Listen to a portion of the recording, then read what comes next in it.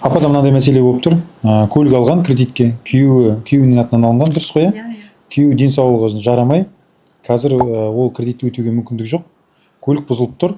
Оның өзіне жөндеуге 250 мыңдай ақша керек. Соның үшін мүмкіндік ешқандай жоқ. Бір ғана банк, Береке банктен алынған кредит. Мұндай жағдайда 2 ай болды төленбей жатқанда, енді қандай мүмкіндіктер бар, соны айтайын деп отырмын. Қазір сізде графикпен арыз жазғанмен, сіздерде жаңа инвалидностьпен ғана 70 мың алып отырсыз, төлей алмайсыз. Онда тек қана банкроттық мәселесі қалады. Банкроттықта мынаны білуіміз керек. Қазір енді кредит төлемеген кезде не болатынын айтып өтейін қысқаша. Мыналар хабарласып жатыр, көріп отырмын өзімде. Хабарласып мазаны ала береді. Оған тым назар аудармаймыз, уайымдамаймыз. Тіпті телефонды блокировкаға қойып сөйтеміз, енді амал жоқ. Өйткені олармен сөйлесіп келіскеннен пайда жоқ. Олар ұсыныс беріп отқан жоқ. Керісінше сіздерді қорқытып, үркітіп сөйтіп жатыр ғой. Звондап жатыр, мен баша жауап беремін. Сол ғой. Енді банкроттық қалай болады дегенді айтып түсіндірейін. Егер де сіздер әлі де жағдайларың жақсармаса, 12 ай бойы төлей алмасаңыздар, сізде 2 ай бар, енді 10 ай төлей алмасаңыздар, сот арқылы банкроттыққа тапсыруға болады. Соттан тысқа тапсыра алмайсыздар, сот арқылы. Неге? Өйткені сіздің қарызыңыз 6 миллион 291 мыңнан асады. 7 миллион қанша теңгеге алдыңыздар кредит алған кезде, сумма қанша болды? 7 миллион ба, короче, 16 ма 17 миллион төлейміз ғой. 7 миллионды 16-17 миллион. 5 жыл қалдыңыздар, 7 жыл ма? 7 жыл. 7 жыл қалдыңыздар. Иә.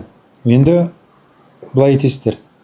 10 ай бойы жаңа төлей алмасаңыздар, банкроттыққа тапсыруға болады. Бірақ сол аралықта олар не сотқа беруі мүмкін, немесе нотариус атқар жазба шығарып алып, қазір ашып беріңізші апама. Көріп жүргенде запись жүріп жатыр ма, жүріп жатыр ма?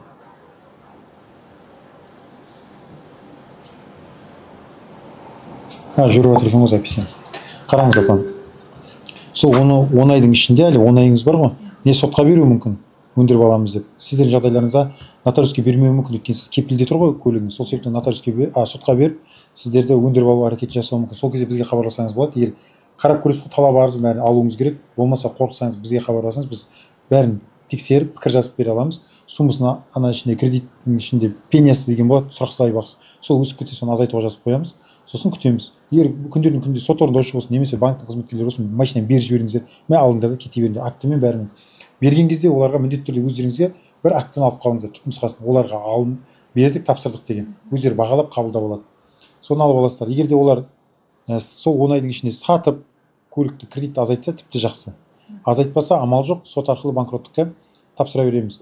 Егер де екі жағдай ғой, егер де ол банктер көлікті алып кетіп, оны сатып аттарыңыздан шығарып жіберсе, барып қолхат беріп сөйтіп жіберіңіздер, аударып кете бересіздер. Ол кезде сумма азаяды ғой шамамен. Ол кезде соттан тыс банкротқа тапсыра аласыздар. Түсіндіңіз бе? 1 жылға толған кезде. Бұл тамаша мүмкіндік. Ондай болса тым алақай. Ал егер де алып кетті, тұрып қалады кейде көліктер, суммасы азаймайды. Біз ол кезде банкрот зерттеу жасаймыз, 12 айдан кейін келесіздер, біз қараймыз, зерттейміз, сөйтеміз, банкротқа тапсырып береміз. Сот арқылы банкроттыққа стандартты түрде қызмет көрсетеміз. Кешенде деген бар, толық қатысуға сізге ол керек емес шығар. Күйеуіңіз сотта бәрін сөйлей алады, түсіндіре алса болды. Қосымша заңгерге шығынданудың қажеті жоқ. Сотқа тапсырғаннан кейін не болады? Арыздан деп тапсырамыз. 10 жұмыс күні ішінде істі қозғау туралы шешім қабылданады. Іс қозғаса, қаржы басқарушы деген бар, соны тағайындайды. Қаржы басқарушы сіздердің жағдайларыңызды қарап, 20 күннің ішінде банкрот деп тануға жатады, не жатпайды деген қорытынды береді. Егер ол қорытынды берсе, банкрот деп тануға жататын, онда банкроттық рәсімі басталады. Ол 6 ай жүреді. Сол 6 айдың ішінде қаржы басқарушысына 85 мың, биыл 85 мың, келесі жылы басқа сумма болуы мүмкін. 90 болуы мүмкін, 87 мың болуы мүмкін, белгісіз. Өткен жылда 85 мың болды, биыл да 85 мың болды. Сол 85 мыңды төлейсіз, биыл 510 мың теңге, 6 айда төлейсіз. Қазірдің өзінде жаймендеп болса да, 10 мыңнан болса да, 70 мыңнан ақша жинай беріңіздер, ертең керек болады. Сөйтесіздер де сол қаржы басқарушысына төлейсіздер. 6 ай жүреді ол. 6 айдан кейін сіздердің жағдайларыңызда күдікті еш нәрсе болмаса, әдейі банкрот жасауға әрекеттеріңіз болмаса, өзі көрініп тұр ғой, банкрот болып тұрғандар шынымен де. Сіздерді банкрот деп тану туралы қорытынды береді, соңғы түпкілікпен. Соны сот бекіткеннен кейін сіздер банкрот деп таныласыздар. Болды. 6 айдың ішінде ма? 6 ай өткеннен кейін. Соттың шешімі қабылданады. Ол соттың шешімінің күшіне енуі тағы 1 ай. Оған шағымданса апелляцияға кетеді. 2 ай кетіп қалуы мүмкін, шамамен. Оның өзінде 4 ай кетіп қалуы мүмкін. Былайша айтқанда сіздер қатты кеткенде 1,5 жылдың ішінде, 1 жылдың ішінде сіздер банкрот деп таныласыздар. Сөйтесіздер де бүкіл кредиттеріңіз бойынша кешіріледі, еш нәрсе төлемейсіздер. Сол біз арестерін шешіп береміз, болмаса қаржы басқарушы бүкіл арестерді шешіп тастау керек. Шешпей жатса бізге хабарласасыз, біз арыз жазып ұйымдастырамыз. Жаңа іс қозғалған кездің өзінде біз бәріне арыз жазып тастаймыз ғой. Осындай азамат іс қозғалды, банкрот қарыз тапсырылды, өндіріп алу шараларын тоқтатыңдар деп. Тоқтатпаса, енді соттың барысында. Онда соттың барысында айтуға болады. шоттарыңыз ашық жүре бересіздер ғой. Осылай қысқаша осылай апа. Соттан тыс банкроттықты айтып өттім. Ол үшін жаңа көлік өтіп кету керек, аттарыңыздан шығып кету керек және кредит суммасы азаю керек. Сол кезде соттан тысқа тапсыра аласыздар. Ал егер де азаймаса, онда сот арқылы. Оның бәрін істейміз. Уайымдамаңыздар. Бұл жерде басты денсаулық, өзі аға ауырыңқырап жүр екен. Өзіңізде уайымдамаңыздар, күйзеліске түспеңіздер. Бұл мүмкіндік беріп тұр, сол мүмкіндікті пайдаланыңыздар. Мұнан кейін енді ыңғай келсе жалпы кредитке жоламаңыздар. Сіздерге кредит жалпы ешкімге кредит жақпайды. Біреуге ертелі, біреуге кеш келеді. Сізге ерте келіп тұр екен қайта. Сіз қайта апа былайша келгенде қатты кіріп кетпей келіп тұрсыз. Жұрттар 50-60 миллионға кіріп барып келіп жатыр. Оны қайта сіздерге басынан бастап өсіп ретке келтіріп алсын деп тұр ғой деймін өмірлеріңіз апа, иә. Уайымдамаңыз қатты.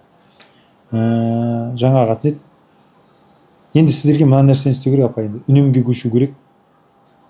Артынып тартынып кеше бір бала келіп тұр, енді өзінің жағдайы болмаған. Кредит неге алдың десе, әке шешесі талап қойыпты, ініңді үйлендіресің, бізге үй алып бересің деп.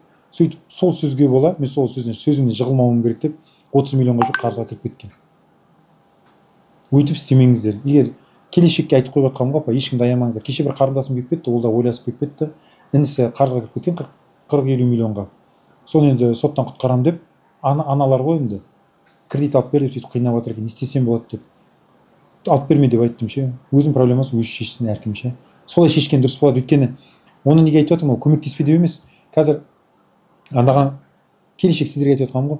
Анаған көмектесем, мынаған көмектесем деп жүрген кезде ана адамның қарызы өсе береді бәрі. Азаймайды ол ше. Азаймайды, иә. Екесе. Иә. Соны айтып қойып жатырмын апа. Енді өзіңіз жұмыс істейсіз апа?